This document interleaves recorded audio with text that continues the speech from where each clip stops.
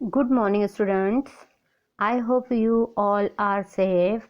I am your Hindi teacher. Today we are going to study chapter number 1, Beti. Before that, I want to give some instructions. Listen to the explanations and read the chapter. After reading the chapter, write the meaning and poem in classwork.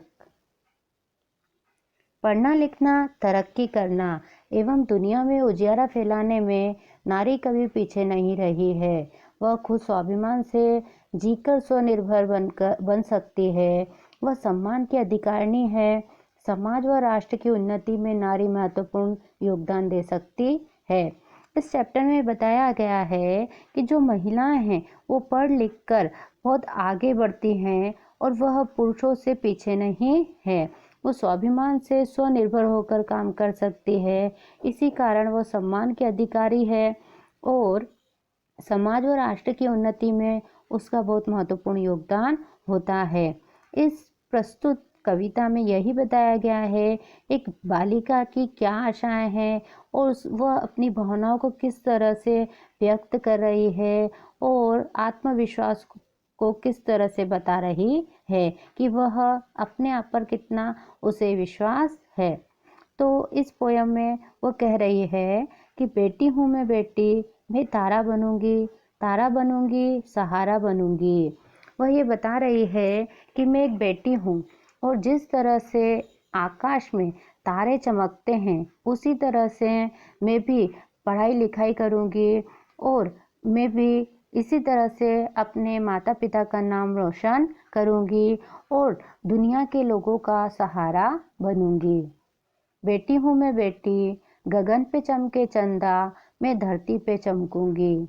वो ये कहती है जिस तरह से आकाश में चंद्रमा चमकता रहता है उसी तरह से धरती पर आकर मैं भी पढ़ लिख कर नाम रोशन करूंगी। मैं भी क्या करूंगी, उन्नति करूंगी और अपने यश को बढ़ाऊंगी और धरती पर भी उजाला फैलाऊंगी। धरती पर चमकूंगी, मैं उजियारा करूंगी। जिस तरह से आकाश में चंद्रमा चमकता है उसी तरह से मैं भी पढ़ लिख कर उच्च पद पर आसीन होंगी और मैं नाम रोशन करूंगी। पढ़ूंगी लिखूंगी मैं, मेहनत करूंगी, अपने पाँव चलकर मैं दुनिया को देखूंगी मैं दुनिया को समझूंगी। बेटी हूँ मैं बेटी। अब इसमें एक कह रही है बेटी कि मैं पढ़ूंगी लिखूंगी मतलब मैं पढ़ाई लिखाई करूंगी और मैं बहुत कठोर परिश्रम करूंगी, मेहनत करूंगी और अपने पाँव चलकर मतलब मैं आत्मनिर्भर बनूंगी और आत्मनिर्भर बनकर मैं दुनिया को समझूंगी, देखूंगी, उनके व्यवहार को जानूंगी।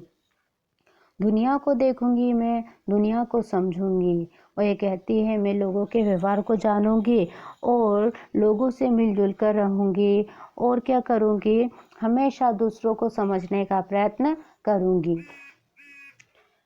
फूल जैसी सुंदर मैं बागों में खिलूंगी, तितली बनूंगी मैं हवा को चूमूंगी, नाचूंगी गाऊंगी। बेटी हूँ मैं बेटी।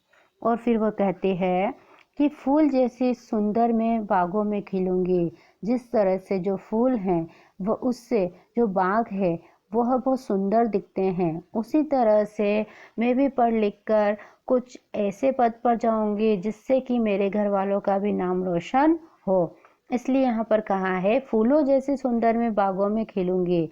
जिस तरह से फूल हैं वो बागों में खिलते हैं उसी तरह से मैं भी पढ़ूंगी लिखूंगी और अच्छे पद पर जाऊंगी जिससे कि मेरे घर का नाम भी रोशन होगा।